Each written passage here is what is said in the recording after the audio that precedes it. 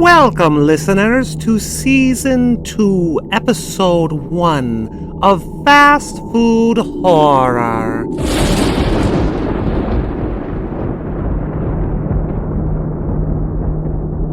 Our first episode is entitled The Last Rider, authored by E. J. Miller, and narrated by E. J. Miller.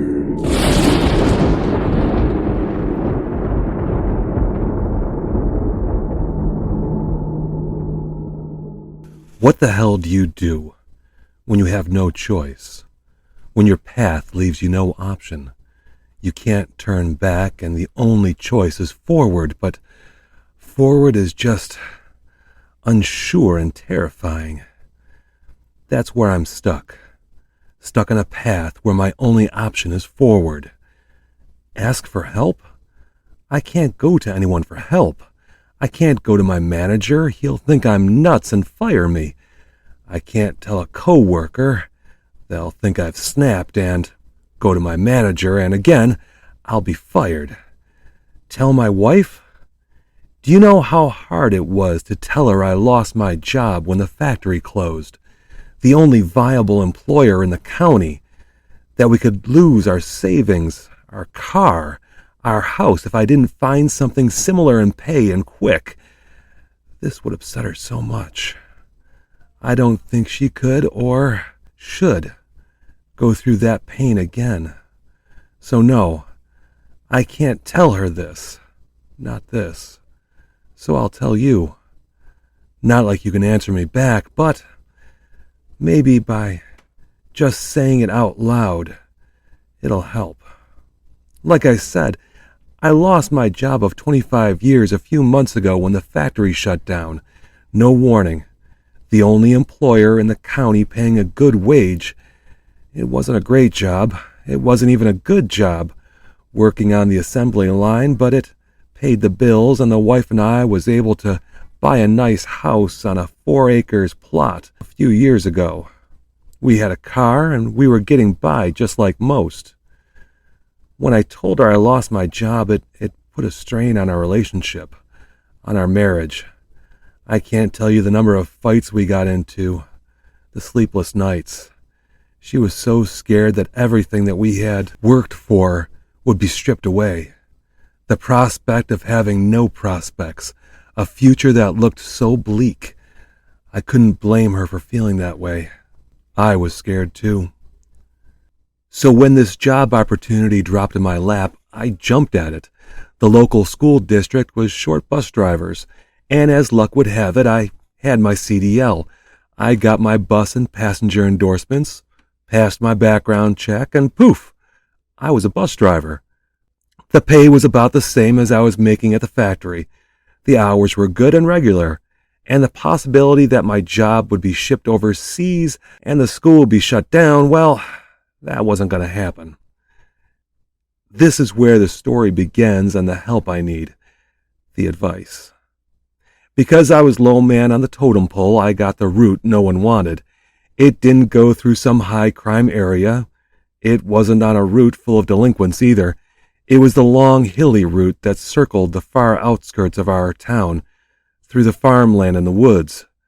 It was a bus full of kids whose parents worked the land or just plain enjoyed the seclusion of having no neighbors. The route took longer than most, and the constant changing of hilly grade on the roadway must have deterred the other drivers for wanting it, not to mention that when the weather turned bad and the nights long, it was more than a challenge. Or so I told myself. But I was happy to take it. It was a job that paid. It was a job that would allow me to care for my wife and myself and allow us to keep our home. There are 7 mirrors on a bus, 6 of which are important to actually driving. The traditional rear view mirror is useless for a bus driver as you can't see the vehicle behind you with it. All you can do is watch the students with it. Because the roadway was challenging, I rarely used the rear view mirror anyways, until the end of that first week. I was tired. It had been a long 5 days. The sun was just peeking over the hill-topped horizon.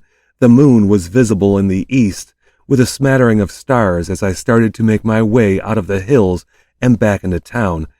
I had lost count of the number of students that had got on the bus at the school and had gotten off at each of the stops. I was pretty sure my bus was empty as the route was done, but I called out just to make sure. "Anyone left?" and looked in my rearview mirror for any students, not expecting to see anything but orange seats, which is when I caught it. In the second to last row, only for a second, a small head of long black hair with pale skin on a thin frame peeked out from behind the seat. Before retreating behind it, I was startled.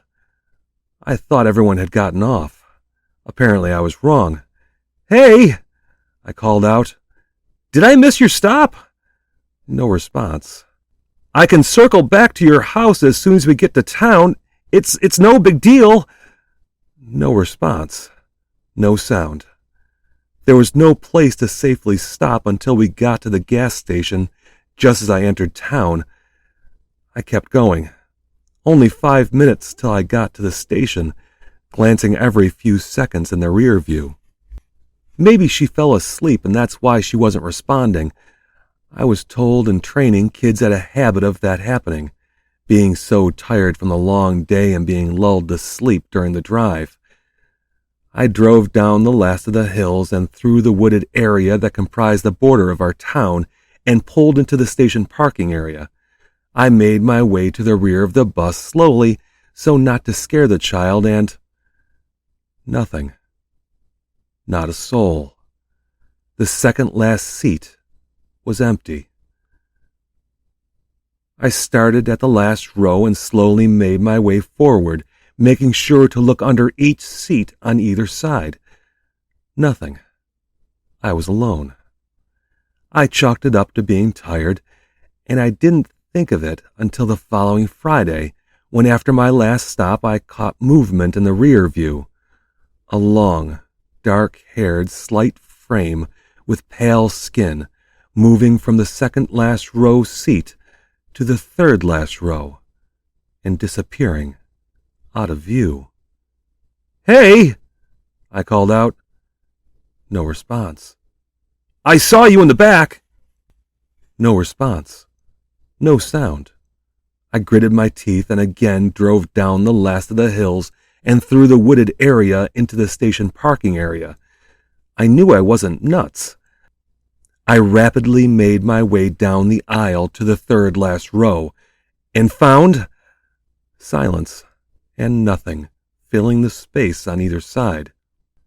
I again started at the last row and slowly made my way forward, making sure to look under each seat on either side, listening and looking. Nothing. I was alone. I had a plan. The following Friday after my last stop, I turned my cabin lights on, the interior lights of the bus, as I made my way back into town. I made a conscious effort to drive slightly slower and repeatedly glance regularly in my rear-view mirror, trying to better monitor who or what was behind me. A few long minutes into my drive, the cabin lights flickered before going out, leaving only the emergency red lights illuminating the interior. And I saw her. I say her because of the long hair and what appeared to be a long white shift she wore. She moved from row 3 to a seat in row 4 in a blur. There was no shoulder to safely pull over to, but I didn't care. I stopped the bus, turned on my exterior flashers, and ran to the fourth last row, where I found nothing. I was alone with my thoughts and the remainder of my plan. I made my way back to the terminal, which was now empty of coworkers, as I was usually the last bus back. My terminal manager would leave just as I pulled in and left me to lock up the building after I did my end-of-day safety checks of my bus. I secured my bus, gave it a quick once-over, and made my way into the terminal and right to the computer. All buses are equipped with onboard cameras that download to the terminal computer for 14 days.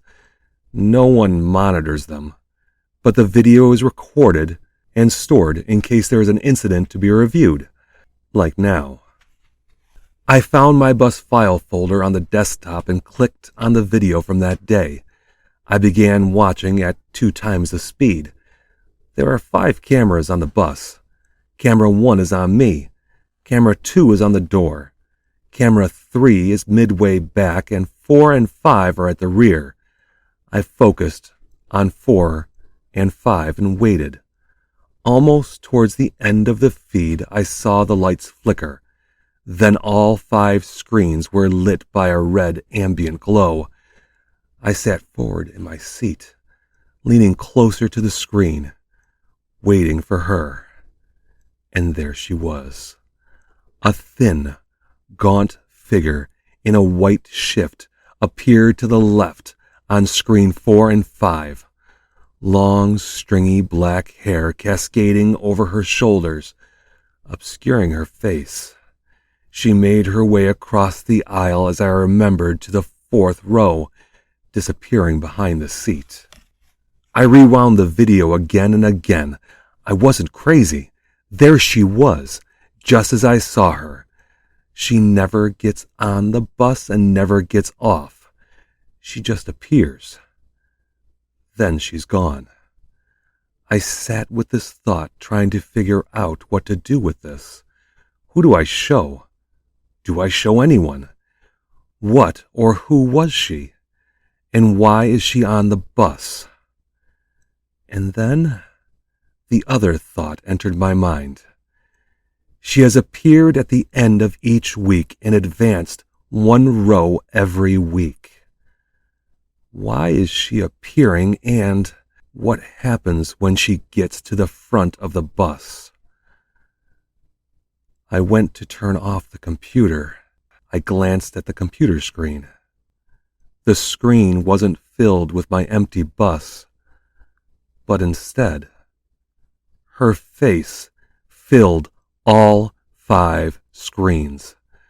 Gaunt, pale, and ashen, eyes of ember red glowed behind a curtain of black hair.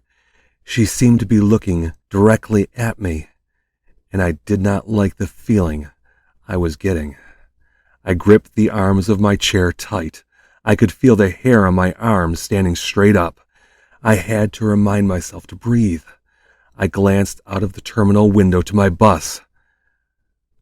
No one was there. I glanced back to the computer screen. There she was. I glanced back out to my bus. No one was there. And then back to the computer screen. There she was, staring straight into me. I quickly turned off the screen.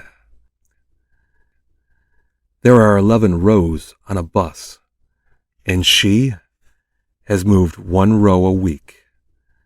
She is at row 4.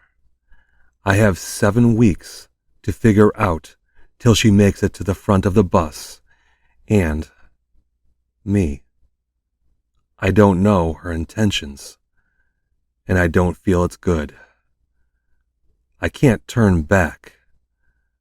I can only go forward.